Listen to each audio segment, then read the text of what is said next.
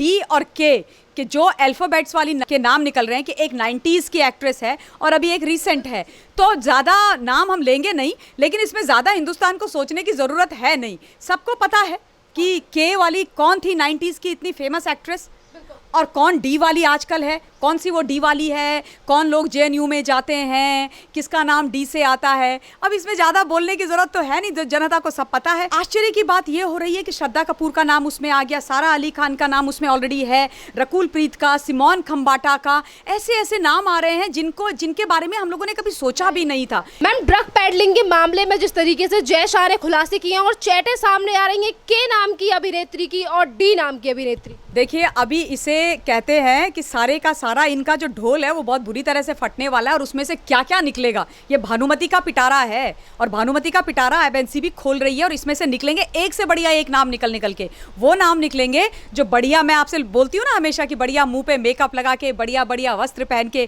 हमारे सामने ऐसे आके खड़े होकर के आप हमें वो हमारे लिए प्लीज़ हमारी पिक्चर्स को देखिए, हमें सुपर डुपर हिट बनाइए, और हम कहते हैं कितनी अच्छी अभिनेत्री हैं, कितना देश के लिए कर रही हैं। अगर किसी के बारे में किसी कॉज को लेकर के मूवी बनाती हैं तो प्रमोशन पे आती हैं तो रोने लग जाती हैं, हमारा दिल पसीज जाता है। अब उनका असली चेहरा सामने आने वाला है। अब जो है उनका भानुमति के पिटारे में से नाम निकलेगा, और उसके बाद पता चलेगा कि इन लोगों की सच्चाई क्या है। डी और के जो अल्फाबेट्स वाली के नाम निकल रहे हैं कि एक 90s की एक्ट्रेस है और अभी एक रीसेंट है, तो ज़्यादा नाम हम लेंगे नहीं, लेकिन इसमें ज़्यादा हिंदुस्तान को सोचने की ज़रूरत है नहीं। सबको पता है कि के वाली कौन थी 90s की इतनी फेमस एक्ट्रेस, और कौन डी वाली आजकल है, कौन सी वो डी वाली है, कौन लोग जेएनयू में जाते हैं, किसका नाम डी से आता है। अब इसमें ज़्यादा बोलने की ज़रूरत तो है नहीं, जनता को सब पता है। आश्चर्य की बात ये हो रही है कि श्रद्धा कपूर का नाम उसमें आ गया, सारा अली खान का नाम उसमें ऑलरेडी है, रकुल प्रीत का, सिमोन खम्बाटा का,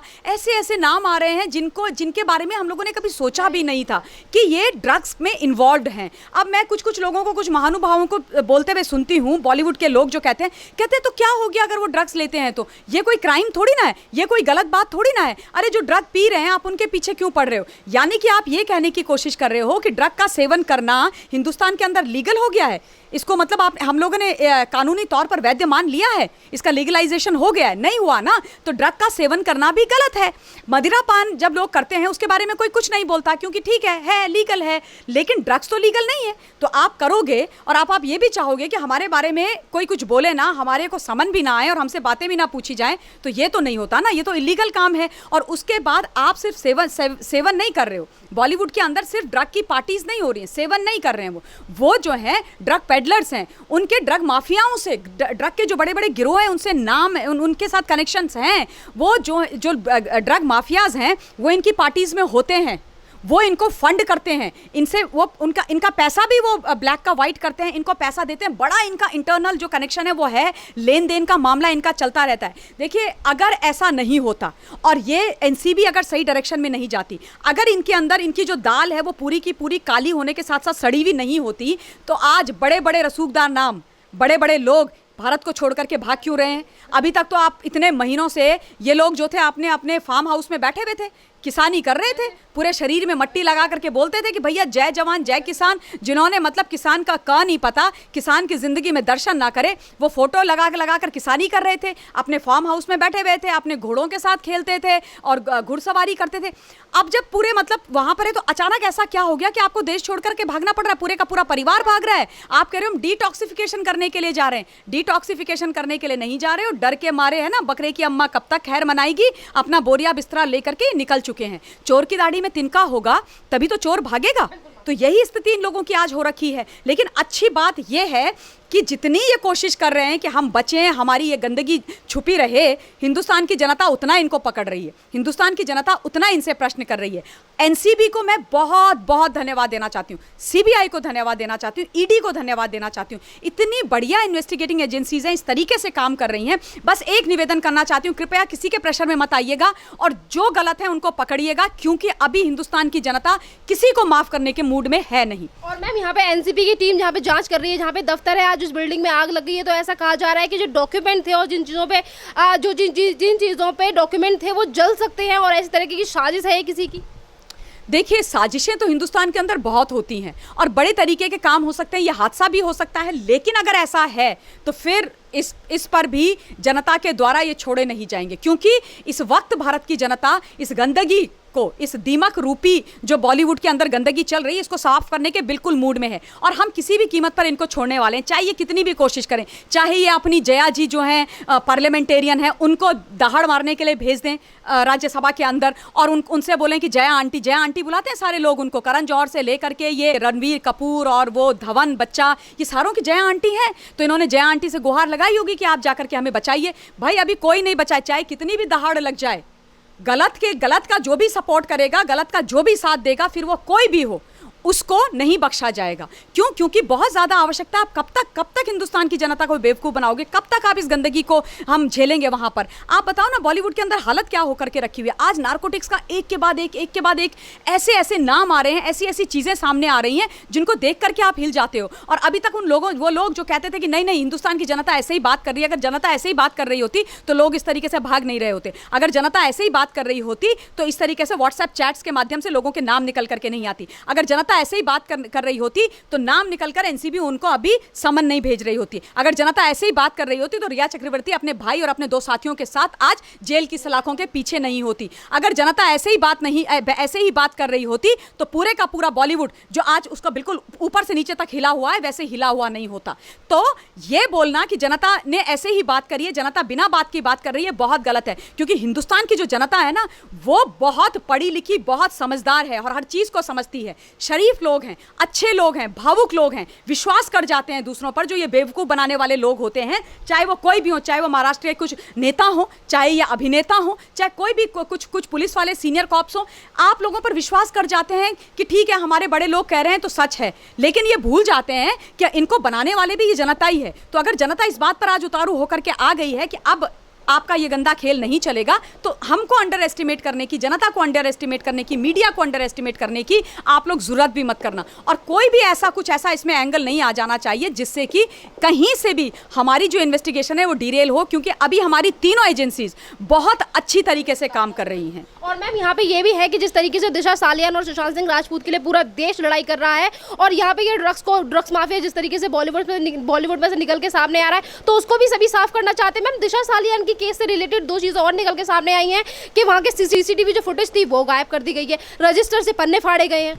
देखिए, दिशा सालियान के केस में मुंबई की पुलिस ने स्टैंडर्ड ऑपरेटिंग प्रोसीजर्स डे 1 से फॉलो नहीं करे हैं। चाहे उसकी विसेरा की रिपोर्ट हो, विसेरा की रिपोर्ट आज तक आपको पता नहीं चलेगी। उसका जो वजाइनल स्वाब है उसका आपको कोई पता नहीं है। उसके जो नेल क्लिप्स हैं जो प्रिजर्व करके रखने चाहिए थे वो प्रिजर्व करके नहीं रखे गए। उसकी ऑटोप्सी 2 दिन बाद हुई है, उसकी वीडियोग्राफी नहीं हुई है, बहुत शॉर्डी ऑटोप्सी हुई है, वो इन्होंने नहीं करा है। ये कहते हैं जब बिहार की पुलिस वहाँ पर आई और उन्होंने बोला कि दिशा की केस की जो फाइल है केस की वो हमें चाहिए, तो ये कहते हैं कि वो गायब हो गई है, वो डिलीट हो गई है। ऐसे कैसे डिलीट हो गई तुमसे? तुम्हारे पास हार्ड कॉपीज नहीं है? तुम एक केस के साथ डील कर रहे थे, मजाक कर रहे थे, किसी की जिंदगी की बात कर रहे थे या मजाक कर रहे थे? दिशा सालियान ने 100 नंबर पे फोन किया, कोई उसका रिस्पॉन्स उसको नहीं गया। दिशा सालियान के साथ दुराचार हुआ, ये बात वहां पर वहां के लॉ मेकर्स बोल रहे हैं, वहां के पॉलिटिशियंस बोल रहे हैं, उसके बावजूद उस बारे में कोई बात नहीं की गई। दिशा सालियान को 14th फ्लोर से पकड़ करके वो 20 फुट अपने घर से दूर जाकर गिरी है लड़की। सोचो आप, निर्वस्त्र।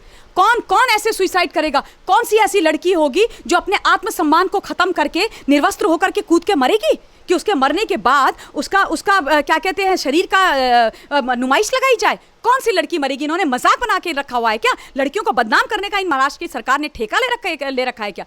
20 फुट, क्या ऐसी मनस्थिति होती है उस वक्त? कैसे गिरते हो आप 14 फ्लोर से? ऐसे नीचे गिरते हो, उछल करके आप नीचे जाते हो। 20 फुट वो लड़की दूर गई है, इसका मतलब 2 ने उसके हाथ पकड़े, 2 ने उसके पैर पकड़े और उसके बाद उसको फेंका है। आपने उसको बोल दिया कि वो एक आत्महत्या थी। शर्म नहीं आती इन लोगों को? इनका दिल नहीं जलता? इनको ये नहीं लगता कि हमारे घर में भी बच्चे हैं, हमारे भी परिवार है? ये आग क्या तुम लोगों के घर तक नहीं फैल सकती है? अगर इस तरीके से तुम इन खतरनाक कुख्यात लोगों को बचाते रहोगे तो तुम क्या सोचते हो कि कल को ये अपना मौका पड़ने पर तुमको छोड़ देंगे? तुम्हारे साथ कुछ नहीं करेंगे। और कहते हैं कि दिशा सालियान वाली पार्टी में, मैं तो बहुत क्यूरियस हूं जानने के लिए कि आफ्टर ऑल उस पार्टी में ऐसा हुआ क्या? कौन लोग थे? कौन वो पॉलिटिशियंस थे?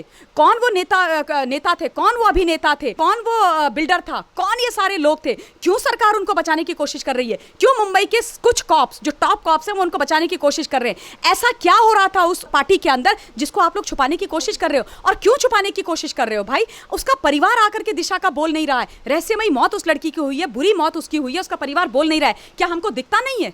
क्या हम समझ नहीं रहे हैं कि उसके परिवार के ऊपर दबाव है? वो रोहन रॉय, उसका बॉयफ्रेंड जो है वो गायब है, उसको इतना डरा दिया गया है। मैं ये नहीं कहती हूँ कि उसका उसमें हाथ है, लेकिन वो डर गया है ना, वो आ नहीं रहा है सामने, क्योंकि दिशा ने उसको सब कुछ बताया था, उसके सामने हुआ है जो कुछ हुआ है। नितेश राणे जो वहाँ के एमएलए, वो कहते हैं कि वो उसको देखने के लिए, उसकी डेड बॉडी देखने के लिए 25 मिनट के बाद नीचे गया। अगर एक्सीडेंटल डेथ होती है तो इमीडिएटली आप भागते हो ना, इमीडिएटली भागते हो, और उसके रहते हुए उसने आत्महत्या कर कैसे ली अगर वहाँ पर वो मौजूद था? सोचने की बात है। तो उसका प्रोड्यूस होना सीबीआई के सामने बहुत ज़्यादा आवश्यक है, क्योंकि वो बोलेगा। लेकिन हो सकता है वो अपनी ज़िंदगी के लिए डर रहा हो सकता है इन गुंडों ने जिन्होंने दिशा को उसके सामने मारा हो, उसको बोला हो कि तेरा भी यही हश्र होगा।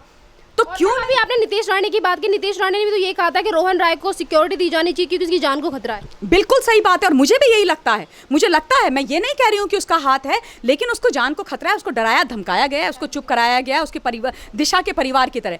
इसलिए उनको उसके परिवार को भी और रोहन को भी, दोनों को प्रोटेक्शन देनी चाहिए। और प्रोटेक्शन अब मुझे मतलब किससे मांगोगे आप? मुंबई पुलिस से, मुंबई पुलिस से, उस पुलिस से जिन्होंने फरवरी से सुशांत सिंह राजपूत को प्रोटेक्शन नहीं दी, जो उसको नहीं बचा पाए परिवार के बोलने के बाद, और अल्टीमेटली वो लड़का मर गया। और उसके बाद आप चाहते हो कि इन चीज़ों के बारे में बात ना हो, सुशांत के बारे में बात ना हो, दिशा के बारे में बात ना हो, नार्कोटिक्स के बारे में बात ना हो। तो किस बारे में बात हो भाई? किस बारे में बात हो? पालघर के बारे में बात ना हो तो किस बारे में हम बात करें? आपके मतलब आपने ऐसा क्या अच्छा काम कर दिया जिसके बारे में हम बात करें? आप कहते हो देवेंद्र फडणवीस ने भी यही कहा था कि जो भी सच्चाई की बात करता है या दिशा सालिया यानी सुशांत सिंह राजपूत की बात करता है, ये शिवसेना उसकी आवाज को दबाने का काम करती है। किया, बिल्कुल किया। एक वीडियो चल रहा है, एक लड़के को शिव सैनिक कहते हैं जो खुद को गुंडे हैं, ये सड़क छाप गुंडे हैं ये, और मुझे कोई प्रॉब्लम नहीं है ये बोलने में। इन्होंने किसी को उसको पकड़ के उसका जीरो मशीन घुमा के उसका सारा सर गंजा करके उसकी पिटाई करी है।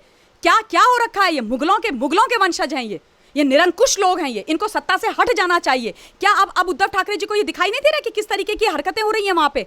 आप मतलब 60 पेज का नोटिस भेज देते हो रिपब्लिक भारत को, मतलब ये मजाक है? या आपने क्या समझ के रखा हुआ है कि भैया आप इतने निरंकुश हो गए, इतने दम्भी हो गए हो कि आप जो आपके काले कारनामों को उजागर करेगा आप उसके पीछे पड़ जाओगे और फिर आप बोलोगे कि हम फासिस्ट सरकार नहीं है। इसीलिए तो मैं बार बार बोलती हूँ कि वो लोग जो फासिज्म का ज्ञान हिंदुस्तान के अंदर देते हैं वो किन बिलों में छुप करके बैठ गए हैं। अरे कहाँ चले गए हो तुम? कहाँ भाई? बाहर निकलो, अपने चेहरे दिखाओ, बढ़िया साड़ी पहन के आओ, हम तुम्हारी साड़ी भी देख लेंगे, लेकिन आकर के फासिज्म के बारे में बात करो। ये फासिस्ट सरकार दमन कर रही है लोगों के मौलिक और कानूनी अधिकारों का हनन कर रही है। बोलो तो सही, कंगना रनौत ने राइट टू डिसेंट मांगा, उसके घर में बुलडोजर चला दिया। कहां चली गई नारी शक्ति? कहां गए वो फेमिनिज्म वाले, वो झंडा डंडा लेकर के घूमने वाले? स्वरा भास्कर जो जॉबलेस आजकल हाँ, उर्मिला मातोंडकर, ये सारे लोग उसके पीछे पड़ गए हैं, जिनके पास अब कोई काम नहीं है, जो कुछ नहीं कर पा रहे हैं, वो आज उसके पीछे पड़ गए हैं क्योंकि वो सच्चाई का साथ दे रही है। तब आपको नहीं दिख रहा है कि किस तरीके से डिसएग्रीमेंट के होने के कारण कंगना रनौत के पीछे पड़ गए? उसकी जान तक उन्होंने जोखिम में डाल दी। मैम, यहाँ पे जिस तरीके की चीजें ये महाराष्ट्र की सरकार हो या फिर शिवसेना कर रही है, तो लोगों का ये भी कहना है कि महाराष्ट्र में अब राष्ट्रपति शासन लगना चाहिए क्योंकि ये सरकार वहाँ की स्थितियाँ और लोगों को संभालने लायक नहीं है। ये बात तो मैं डे वन से भी बोल रही हूँ, डे वन से बोल रही हूँ, और बहुत बिल्कुल पुरजोर आवाज़ में बोल रही हूँ। और मैंने आपके चैनल के माध्यम से भी हिंदुस्तान के आदरणीय राष्ट्रपति जी, प्रधानमंत्री जी और महाराष्ट्र के आदरणीय राज्यपाल जी, सबसे निवेदन किया था कि राष्ट्रपति शासन वहाँ पर लगने की ज़रूरत है। राष्ट्रपति शासन इसलिए लगने की ज़रूरत है क्योंकि पहली बात तो ये जो सरकार है ना, ये झोल झपाटे की सरकार है, ये है तिकड़म की सरकार। इस सरकार को मैंडेट मिला ही नहीं था, इस सरकार को कायदे में वहाँ पर सत्ता में होना ही नहीं चाहिए था। कायदे से ये सरकार का कोई लेना देना नहीं है वहाँ पर लोगों को गवर्न करने का। अब जो इनका था नहीं वो इन्होंने छीन के ले लिया, तो जब आप मतलब आपको मिल जाता है ना अपनी उम्मीद से ज़्यादा, तो आप ऐसे अहंकारी और दम्भी हो जाते हो। यही इनके साथ हुआ है। इनको बाहर घर बिठाना बहुत ज़रूरी है। इन्होंने सरकार जैसे तैसे बना ली, सबने स्वीकार कर लिया, चलिए ठीक है आपने बना लिया, ठीक है आपको इतना लोभ था मुख्यमंत्री बनने का, बन गया, लेकिन उसके बाद कम से कम जनता का सम्मान तो करते, उनके लिए आप काम तो करते जिस काम के लिए आपको उन्होंने वहाँ बिठाया था। आपने तो बिल्कुल निरंकुश शासक हो गया आप। वो कहते हैं ना कि इतिहास अपने आप को हमेशा दोहराता है। हिंदुस्तान के अंदर महाभारत भी एक महिला और पुत्र मोह के कारण ही हुई है, जितनी भी लड़ाइयाँ हुई। और अब जो महाभारत ये चल रही है ना, ये पुत्र मोह के कारण हो रही है, पुत्र मोह के कारण हो रही है। दिशा सालियान एक नारी मरी है और उसके कारण जो है तुमने उसका हनन किया है, उसका चरित्र हरण तुमने किया है, चरित्र हरण किया। कौरव हो तुम, कौरव। ये जो वहाँ पे सरकार बैठी है कौरवों की सरकार है। इन्होंने उस लड़की का, जैसे द्रौपदी का चीर हरण हुआ था वैसे उसका चीर हरण किया है, और हम सब हैं पांडव। और अब हम सारी पांडवों की सेना इन पर चढ़ाई करके रखी हुई है, इनको हराएंगे हम इस युद्ध में। धर्म युद्ध है ये हमारे लिए, और ये हारेंगे और ये घर में बैठेंगे। इनका अहंकार तोड़ना बहुत ज़रूरी है, और इसलिए राष्ट्रपति शासन वहाँ पर लगना बहुत ज़रूरी है, क्योंकि निरंकुशता नहीं चल सकती। हम अपने आंखों के सामने अपने लोगों को इस तरीके से मरते हुए, उनका दमन होते हुए नहीं देख सकते। 62 वर्ष के एक नेवी रिटायर्ड वेटरन को इस तरीके से पिटते हुए हम नहीं देख सकते। हम लोगों के दिल जलते हैं, हमें बुरा लगता है। हम हिंदुस्तानी सामान्य लोग इस धरती से प्यार करते हैं, तमाम लोगों से यहाँ के प्यार करते हैं। ये जो दम्भी सफ़ेद कुर्ते वाले हैं ना, ये मुझे वैसे भी जो अहंकारी हो जाते हैं, मेरा व्यक्तिगत मानना ये है, चाहे वो किसी भी पार्टी से हो, किसी भी पार्टी से हो, उनको अधिकार नहीं होता है फिर सत्ता में बैठने का। और अगर आप लोगों को नहीं आता तो हिंदुस्तान के आदरणीय प्रधानमंत्री नरेंद्र मोदी जी से सीखिए, सीखिए, उनसे सीख लीजिए आप लोग कि देश में लोगों के लिए काम करना, उनका सम्मान करना, उनके लिए जीना और उनके लिए पल पल सब कुछ करना क्या होता है और कैसे होता है। और अगर राजधर्म निभाना नहीं आता है तो ये गद्दी छोड़ो और घर में जाकर के बैठ जाओ। धन्यवाद मैम।